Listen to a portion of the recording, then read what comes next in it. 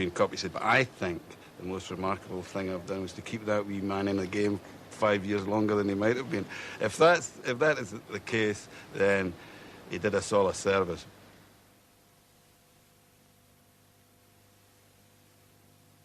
In football, the champagne can go flat very quickly. The cost of the service football managers give us is often measured on their own nerve ends. It takes a special kind of character to live among the headlines, but a sense of humour helps. In fact, when I was at Wolves, someone said to me, why did you take the Wolves job? I said, well, I wasn't feeling very well. I said, the doctor told me to get as far away from football as I could. So I took the Wolves job. And the hardest job of a football manager is the first year, is when you go to a club, you look at the players' contracts, you look at the dead wood you've got in the staff that you take over, and the first thing you've got to do is get rid of that. And it takes you a year to do that. And unless you get results whilst you're doing that, of course you're out on your ear.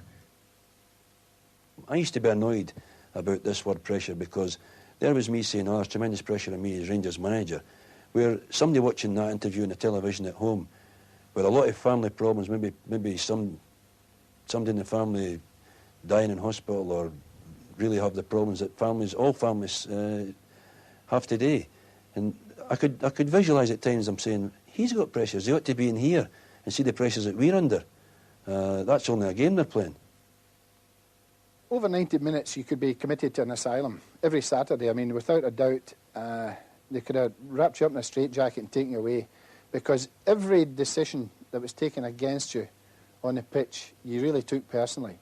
Because, again, it goes back to total frustration.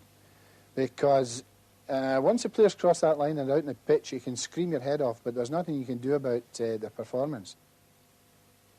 When I signed the contract, Tom Hart asked me to sign a 10-year contract, and I signed a 5-year contract, and the press was there and everything. And I said to the press, one thing's for sure, that I'll get the sack from someone, whether it's here or somewhere else. But that's most important. There are times when you have to get the sack, because I'm the type of character that I need to say what I feel. I've always done it, and I'm not going to change, even if it's millionaires that own places. I don't mind, because they came for me, and they employed me to do what I was capable of doing. OK, if they don't like it, good night, Vienna. I remember, funny enough, my wife, I got offered a smashing job in Canada, and there was all sorts of dollars involved in it, and it covered football, it covered a whole lot of other things. And I was toying with it at the time, and I said to Liz, she had said to me, I said, I don't think you'll enjoy it. She says, you'll miss football too much. And I said, well, I don't know about that, Liz. I said, I think I could maybe enjoy not being involved in the traumas and the desperation things, the highs and the lows. And she says, no, I disagree with you entirely. She says, I think that's what you enjoy about football. But I've had a wee chance now to be out of it for a couple of years, and I realise there's more things to life.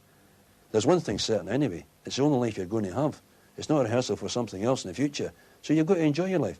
And although I enjoyed being a manager, I'm really enjoying another part of life now. And while I still admire the guys that's managers, and they're still all my great friends of mine, I sympathise with them a lot of the time, simply because of the pressures that they go through. Person. McLean gets there first, though. It's Jim McLean. Ferguson fighting well. Two men who have achieved more success as managers than they did as players are Jim McLean and Alec Ferguson. Dundee United are a far more impressive team than Jim McLean's limited financial resources could lead us reasonably to expect. He's scored! Oh, what a great goal! The second phase of his career has brought him more acclaim than he enjoyed as a player. Oh, Kinloch, we shouldn't have done that. Ferguson scores! Aggressively competitive though he was as a player, Alec Ferguson was to inspire far more goals as a manager than he ever scored himself. And Ferguson just couldn't turn that one up. Watson, oh, the bar! Scanlon, yes! What a marvellous goal to finish this match. The best way to assess that would be to speak to someone who played with me. And I think they would find that I was a bad loser then, and I wanted to win things. So, anyway, that the hunger has always been there. As a manager, it's been achieved. There's a difference. And maybe the players would tell you, thank goodness I wasn't playing with them. They maybe wouldn't win anything. 12 minutes of the First half gone. That's a good-looking ball again at Jackson. Hard hit there by Simpson. And there's a floating equaliser by. Away goes Cooper. Cooper with a great chance. Cooper must make it 4. He does. Oh. That's a good ball. McGee likes his position. And could be there. It is the winner. That will win the cup. Bell with a great goal. Ooh, off the post. I thought it was in. And then it is, yes. Alec Ferguson's success repeats a familiar theme among players turned managers. Great managers tend to have been good rather than great players. Perhaps their ability to help other people's talent relates to this. Someone who is not spectacularly gifted as a player will have to substitute character for flair and earn his knowledge of the game. That's maybe one of the things that separates the managers from the players. It has to be a divine line. I mean, I think the divine line is such that you can't be too close to them. It's a difficult thing. I remember once Drew Jarvis saying to me, he says, you're too hard with them. You've got to patter them up and kid them on. Well, I'm not the kidding on type, to be honest with you. You know, I'm a bit more straight to the point. There's nothing wrong with losing your temper. Nothing wrong.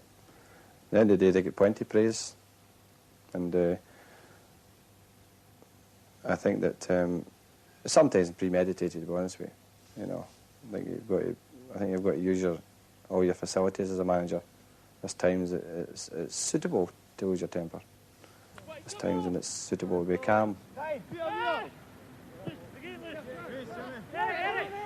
Nonetheless, it does make me unapproachable with them. And there's not a thing I wouldn't do for them. I mean, I love them. But I probably would never say that to them. Because, I mean, I love them, but at times that we've got to realise that you'll be disappointed about players, and there'll be times that the players will be disappointed with the manager. Maybe they feel that they're not being given enough, you know, they maybe not agree with a decision I take. But the one important thing about management, you've got to be able to make decisions that are unpopular, but know you're right, that's part of the job, and I think I can do that. That's Porteous. Wilson, yes. Miller, the captain, has equalised. It squeezed its way in. Jesus Christ, this Iceland here's gone for your brain! For a long time, Alec Ferguson has looked like the natural successor to Jock Stein in terms of ability. Now he has become that successor in reality. He takes Scotland to the World Cup finals in Mexico, a responsibility he carries without too much obvious strain. Hands up, who have come on 2 levels. Football's an emotional game. You can't expect to sit in cold water all your life. Now I'm that way. I can't change that. At 43 years of age, I'm still as enthusiastic and passionate as I have been. That'll not change. Let's hope that what won't change either is the ability of some Scottish managers to turn passion into success.